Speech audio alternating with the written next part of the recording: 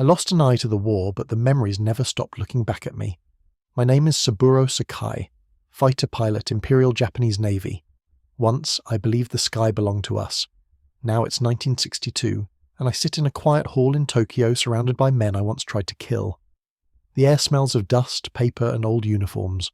On the wall hangs a photograph of a fighter painted deep blue, its metal skin scarred but proud, the F6F Hellcat. I stare at it for a long time. Cameras click, translators whisper, veterans trade polite nods across languages that once meant death. But I hear none of it. I hear engines, wind, gunfire. I hear young voices calling over the radio, voices that never answered again. 20 years ago, I saw the first report about that very plane. We thought it was too heavy, too slow, too American. We laughed, certain our Zeros would always rule the sky. We were wrong. Now I sit here, half blind beneath the faded flag of an empire that no longer exists, and I understand what time does best. It strips away pride and leaves only memory, and memory never lets go. The heat in Rabaul was the kind that clung to your skin and never left. The airfield smelled of oil, sweat, and sea salt, the sound of wrenches and engines echoing across the steel planking. Mechanics shouted over the roar of idling Zeros as I stepped into the command tent, wiping the sting of sweat from my one good eye. A new intelligence report waited on my desk, stamped confidential, US Navy aircraft, 1943. I remember the thin paper sticking to my fingers as I opened it. Grumman F6 Hellcat, weight 12,186 pounds. I stopped reading. That was almost twice the weight of our Zero. I looked up, half smiling, then said what everyone else was already thinking. A fighter that heavy will never leave the ground. The men around me burst into laughter, tired voices cracking through the humid air. Someone joked that Americans must be trying to build bombers that could pretend to be fighters. Another muttered, "They don't understand the sky." I joined them, because it felt good to laugh in a place where laughter had become rare. Outside, the sunlight flashed off the silver wings of our Zeros, lined up like blades waiting for battle. The smell of gasoline and metal filled the tent. I leaned back, letting the moment stretch, confident that our planes, our skill, and our discipline made us untouchable.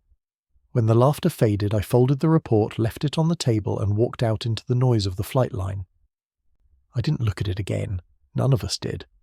We had no way of knowing that the numbers on that page would soon become the mathematics of our destruction, that the sound of laughter in that tent would be the first note in a requiem none of us were ready to hear. For 2 years the sky had belonged to us. From Pearl Harbor to the Philippines, from Darwin to the Dutch East Indies, we had written victory into the clouds. 29 aircraft lost at Pearl, 347 destroyed, 7 for 103 in the Philippines, 2 for 30 over Darwin. Those were the numbers we lived by, clean, precise, comforting. We trusted them more than we trusted luck. Every battle felt like proof that the mathematics of war favoured Japan. Our planes climbed faster, turned tighter, and reached farther than anything the Allies could build. I remember looking at the Zero's frame in the hangar, sunlight catching the curve of its wings, thin as a katana's edge. It was made of a metal lighter than anything the Americans used, extra super duralumin, strong as steel but almost 30% lighter. To save weight, we stripped away everything that wasn't essential. No armour behind the pilot, no bulletproof glass, no self-sealing fuel tanks. Even the radio was sometimes removed. Every ounce we sacrificed was a tribute to performance. Our engineers believed that speed and agility would always defeat brute force. We believed it too. We thought the sky rewarded grace, not weight. Standing there in the tropical heat, watching a Zero take off, its wheels folding neatly into its belly, I felt the certainty of a man who thought he understood the laws of the universe. We had turned lightness into a weapon, and it was beautiful. Numbers, physics, precision. They were on our side. We thought the equations were eternal. We were wrong. The first real report reached us at the end of September 1943. It came from Marcus Island, a lonely speck in the Pacific, where one of our young pilots, Petty Officer First Class Yoshio Fukui, had flown a reconnaissance escort mission. His written account was brief, but every word carried the weight of disbelief. He described seeing 6 aircraft climbing from the southeast, dark blue shapes against the morning haze. At first, he thought they were American B-25 bombers. Large fuselage, short wings, single engine, he wrote. Unusual configuration. He and his wingman dived to intercept. That was when he realized they weren't bombers. The planes turned sharply. Then one of them shot upward almost vertically.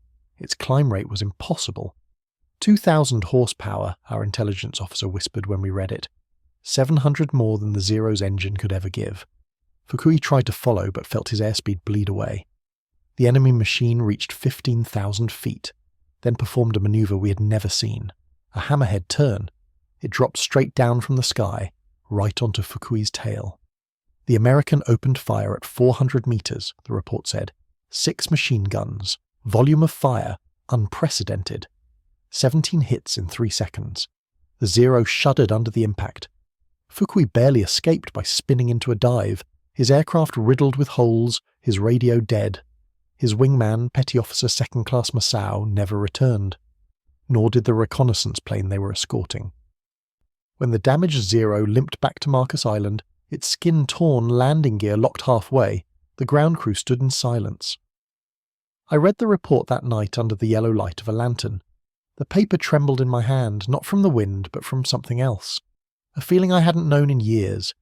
It wasn't fear, not yet. Just a quiet unease that settled somewhere deep.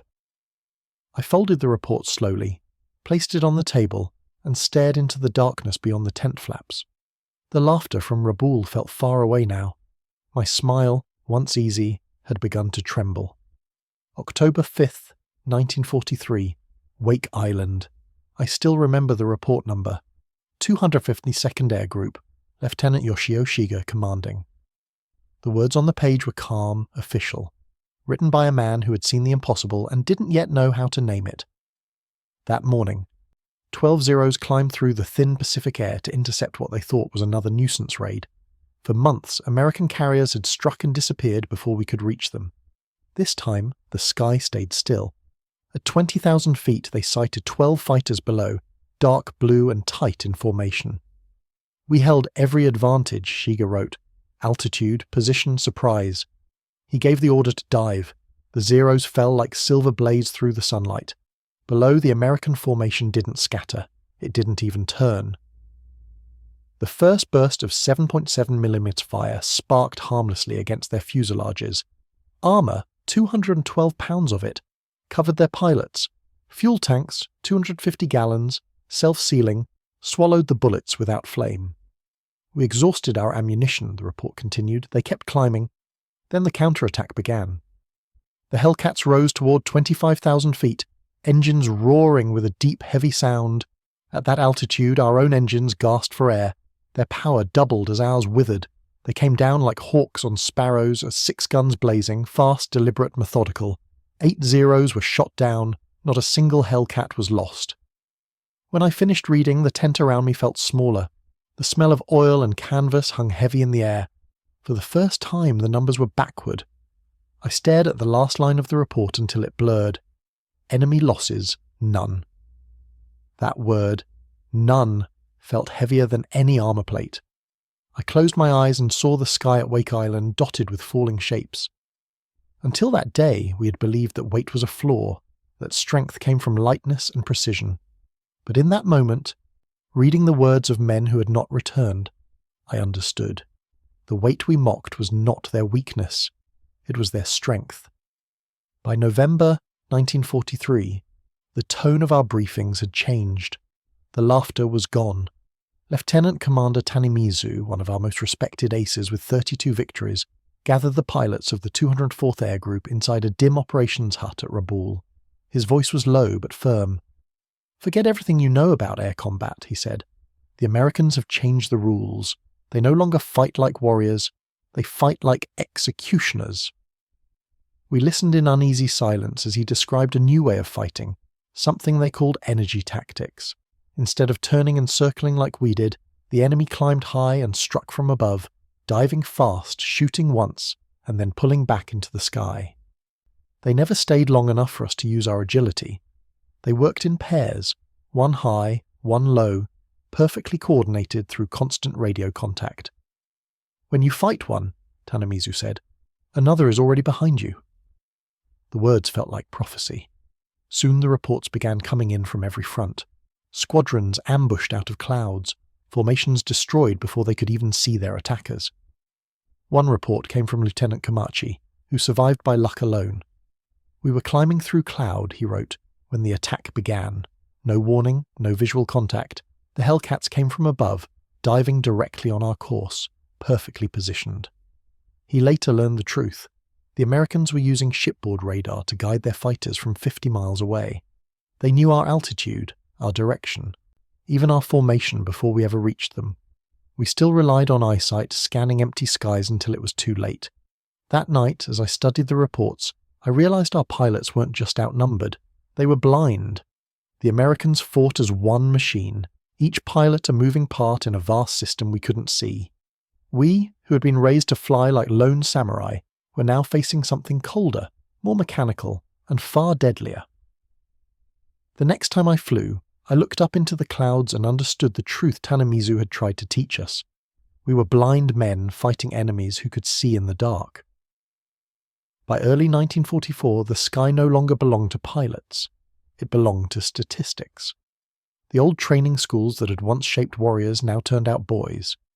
Before the war, naval aviators trained for 3 years. Logging 700 hours in the air, Army pilots averaged 500. They learned gunnery, aerobatics, formation flying, and the art of survival. By the time they reached the front, they were professionals, but by 1944, the system was collapsing. Fuel was scarce, aircraft were few, and time had become our enemy. The new recruits arrived with barely 300 hours, sometimes 200, much of it in gliders because there wasn't enough fuel for powered flight. At the airfields, the smell of gasoline was replaced by the smell of fear. I remember visiting the training base at Kasumigaura. Lieutenant Commander Hashimoto, the chief instructor, handed me his final report. His face was grey with exhaustion. "We are sending children to fight professionals," he said quietly. Yesterday, Ensign Yamamoto arrived at the front. He had never fired his guns in flight. "We have no ammunition for practice." He had never flown at night. "We have no fuel for that." He lasted 7 minutes. I remember his words more than the report itself. 7 minutes. That was the life expectancy of a new pilot. When I returned to Rabaul, I watched the next batch arrive. Faces smooth, eyes wide, trying to look brave in uniforms too big for their shoulders. Some smiled at me as if seeking reassurance. I could only nod. The engines started, one after another, their sound rising like a requiem. As they taxied down the runway, sunlight flashed in their canopies, momentary sparks of youth about to vanish into the sky. I stood there long after the last plane disappeared and felt something colder than fear. I looked into those trembling eyes and knew they would never come back. October 1944, the Battle of Formosa. It was supposed to be our redemption. The Second Air Fleet launched over 700 aircraft to stop the American carrier raids. From the command post came radio messages filled with confidence. Tokyo announced a great victory. 26 enemy ships sunk, 300 aircraft destroyed. The headlines spoke of glory. But the truth arrived in silence, carried by the few who returned. Out of 700, 329 were gone. American losses, 89. The numbers were cold, but their meaning was not. Lieutenant Sadaki Akamatsu, one of the few veterans who survived, described it best. It was not combat, it was extermination. I remember listening to the radio that night. The voices were strained, distorted by static, pilots shouting coordinates, call signs, fragments of prayers, then nothing, just static. For the first time I heard the sound of defeat, not in words, but in the empty space where voices used to be. At Formosa, the illusion finally cracked. The tactics, the pride, the old arithmetic of the air, all of it melted away in the heat of modern war. We had built our faith on reports and ratios, on the belief that courage could fill the gap between technology and industry, but courage burns fast. By the third day, our hangars were nearly empty, and the men who came back carried eyes that saw too much. They spoke quietly of waves of Hellcats waiting at every altitude, radar guiding them like hunters in the dark. I didn't need the reports to know the truth. You could hear it in the way the radio officers stopped speaking, in the way the ground crew stood still when a plane failed to return. The Empire had sent everything it had left into that sky. The sky gave nothing back. June 19th, 1944. The Philippine Sea. They called it the Battle of the Marianas, but for us it was the day the sky turned against Japan. We launched everything we had left, 450 aircraft from 9 carriers, to strike the American fleet. Across the ocean, Task Force 58 waited with 15 carriers and nearly 1,000 aircraft. 450 of them were F-6F Hellcats. The Americans saw us first. Their radar picked up our formations from 150 miles away. They climbed into position, layered from 20 to 30,000 feet, the sun behind them, waiting. When our first wave approached, 69 aircraft strong, the Hellcats dove like iron rain. The fight lasted barely 12 minutes. Commander David McCampbell shot down 7 planes that day. His wingman, Lieutenant Roy Rushing, destroyed 6 more. By the end of the engagement, 42 of our aircraft were gone. By nightfall, the total was worse than any of us could imagine. 346 Japanese planes lost, only 30 American aircraft gone from all causes. I wasn't there, but I heard it all through the radio net, the confusion, the screaming, the silence. And then, through the static, I heard an English voice, calm and almost casual. "It's a turkey shoot up here." The words hung in the air like smoke. Later I learned it was the American pilot's nickname for that day, the Great Marianas Turkey Shoot. To them, we were just targets, helpless birds scattered across the Pacific sky. To us it was the sound of finality. When I closed my eyes that night, I could still hear the engines, the endless droning of death overhead. For 2 years, we had believed we ruled the air. On that day, the air ruled us.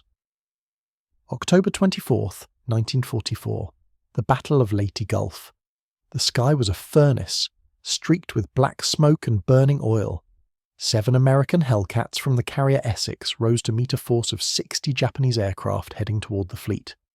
Commander David McCampbell led them, his wingman Roy Rushing beside him. In 90 minutes of combat, McCampbell shot down 9 planes, 5 Zeros and 4 bombers. Rushing destroyed 6 more. When the fight ended, 15 Japanese aircraft had been wiped from the sky. The Americans lost none, not one. Reports said McCampbell ran out of ammunition before the enemy ran out of targets. To us it felt less like battle and more like execution. From that day, a new phrase began to whisper through the ranks: Hellcat psychosis. Pilots spoke of hearing the low thunder of the Pratt & Whitney R2800 engine and freezing at the controls. Some claimed they could recognize its growl even through static, even before radar or radio confirmed an enemy presence. The sound itself carried terror, deep, steady, unhurried, the rhythm of inevitability. I remember standing by the runway, listening to those engines far off over the sea. The noise came closer, heavier, until the air itself seemed to shake. We had once flown toward that sound with confidence. Now we ducked our heads like hunted animals. I could see it in the faces of the young pilots, a flinch, a hesitation, the brief shadow of panic. "We are being hunted by sound," one of them said, "before we ever see their shadow." And he was right. The war had become something different, something mechanical. You didn't need to see the enemy anymore to know he was near. You could hear your death long before it found you. By early 1945, the word pilot no longer meant what it once had. The training schools were silent now. The runways, once alive with the thunder of takeoffs, had become places of farewell. The new recruits trained for barely 50 hours in the Navy, 70 in the Army, not years of discipline, just days. They learned to fly straight, not to fight, to die, not to survive. Admiral Takejiro Onishi, the man who created the kamikaze program, explained it with brutal mathematics.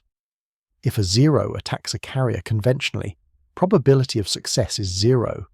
If the Zero becomes a bomb, probability of hitting is 30%. The pilot dies either way.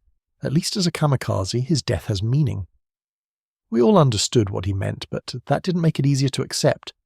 I saw boys younger than 20 bow before their planes, slipping white scarves around their necks. They smiled as they climbed into the cockpits, the kind of smile men wear when they've already said goodbye to everything.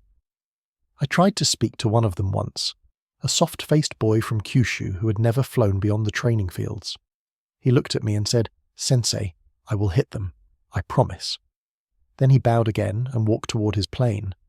Hours later, his name was on the casualty list. We had run out of options, out of pilots, out of hope. We were turning people into weapons because steel and fuel had failed us. The Americans had built machines that could outfly, outfight, and outlast us. We built men who could only die. I said it once, quietly to myself. We turned people into bombs because it was the only way left to touch a Hellcat. The words stayed with me. Even now they still burn. Okinawa felt like the world's last loud place. The sky itself seemed to burn. By the spring of 1945, we faced a new, terrible rhythm, wave after wave of aircraft pushing toward our ships. Over the campaign, the Japanese launched roughly 900 kamikaze sorties. The Hellcat, for all its other works, became the shield that stopped most of them. Pilots flying F-6F variants intercepted and destroyed about 80% of those suicide attacks before they could reach the fleet. In sheer numbers, the figures are stark and simple. Hellcats flew roughly 38,038 combat sorties during the Okinawa campaign and claimed about 2,351 enemy aircraft, while losing 249 in the effort, a combat ratio of roughly 9.5 to 1. The men who flew those Hellcats developed deadly formations and methods. Eugene Valencia and his flying circus refined what they called the mowing machine, 4 F-6Fs in line abreast, spaced about 100 yards apart, sweeping through incoming formations at high speed so each pilot covered a narrow sector and could make a single, decisive pass before climbing back to altitude. The F-6F-5 that dominated those skies was more than a name on a sheet.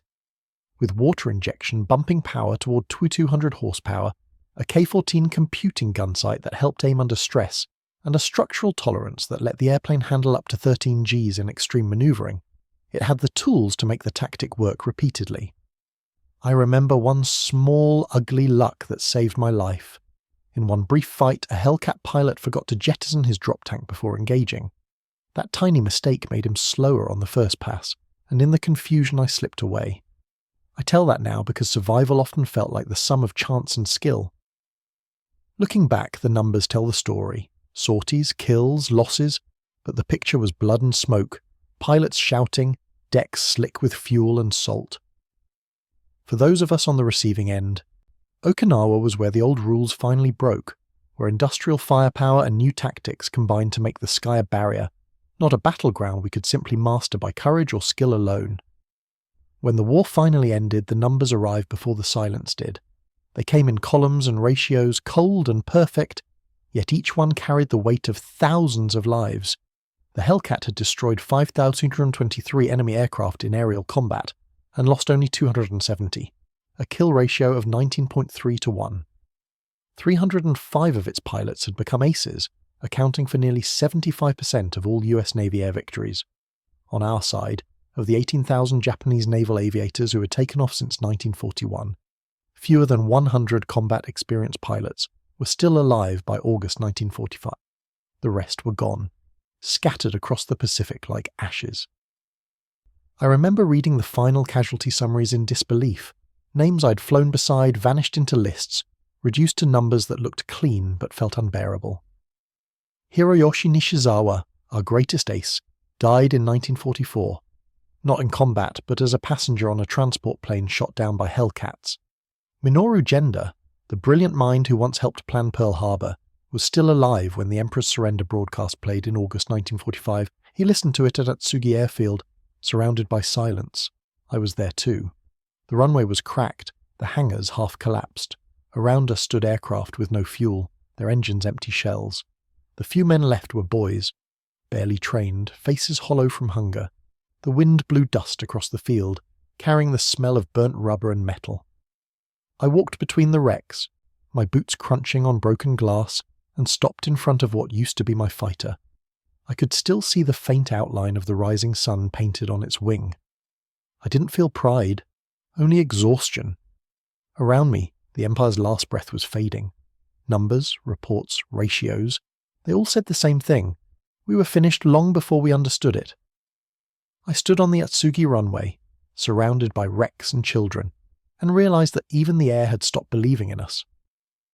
September 1945. Atsugi Airfield. The war was over, but the sky wasn't quiet yet. The first American aircraft to land after the surrender were 12 F-6F Hellcats from the carrier USS Yorktown. Their engines echoed across the broken runways where our own planes lay silent. I remember standing beside a group of Japanese pilots, ground crew, and engineers as the Americans stepped out of their cockpits. One of them, Lieutenant Robert Vause, an ace with 19 victories, smiled politely, then climbed back into his fighter. What followed was not arrogance. It was demonstration. He looped, rolled, and climbed in tight spirals right above the same airfield where we had once trained. When he landed, he said through an interpreter, "You have to understand, this isn't even pushing it. In combat with water injection, it's 20% more powerful. The plane is stressed for 13 Gs. I've never managed to break one." None of us spoke. After years of war, we finally saw what had truly beaten us. The difference was not just in courage or skill. It was in steel, in precision, in the way machines were made.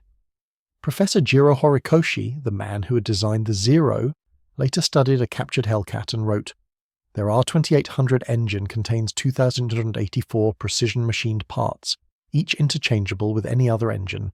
Our engines require hand-fitting. No two are exactly alike." That was the truth. We built by craftsmanship. They built by system. The Americans didn't just build airplanes. They built a process that could build airplanes endlessly. 12,275 Hellcats rolled out in 30 months, one every 60 minutes. In 1944 alone, they built 35,000 fighters. Japan built barely 5,000. The scale was unimaginable, but the secret wasn't speed. It was standardization. Every bolt, every plate, every wire could be replaced without hesitation. Admiral Mitcher of Task Force 58 put it best. "With the Hellcat, we don't need to find them first. Let them come. We'll destroy them at our convenience." That was the lesson we never learned, that war had moved beyond the skill of the individual and into the age of the machine. And just like that, the memories fade and I am here again. The hall is emptied now. Only the sound of rain remains, tapping softly against the windows. I linger in my seat, staring at that photograph of the Hellcat, the same deep blue I once saw rising above the Pacific. Once that colour meant fear. Now it feels like distance. Commander David McCampbell had spoken earlier. His words were simple, certain. "The Hellcat won the Pacific Air War," he said, and no one in the room had the strength to argue. I remember standing, my body slow to obey, the empty socket behind my eye aching like an old wound that knows when the weather is changing. I told him quietly, "The Zero was the better fighter, but the Hellcat was the better system." And he nodded. No victory, no resentment, just two men who had seen what war really is. We built beauty, they built endurance. We worshipped skill, they perfected process. And in the end, it was process that survived. The Hellcat weighed twice what the Zero did. It carried armour we never had, an engine we could not build, guns we could not match, radar we could not see, and it was flown by pilots we could no longer train, produced in numbers that defied imagination. That's how wars are truly won, not by who flies faster, but by who can afford to lose and still keep building. I sometimes wonder if that's why I'm still alive, not because I was better, but because the machine that found me decided not to finish the job. Perhaps mercy, too, can be manufactured. The rain stops. The photograph glimmers faintly in the dim light. I stand, one hand on the cane, the other brushing the fabric of my old uniform. The medal on my chest feels heavier now, as if it remembers everything I'd rather forget. I walk to the wall and look at that blue fighter one last time. I understand now what the war was truly about. It was never men against men. It was civilizations against time, and ours ran out first.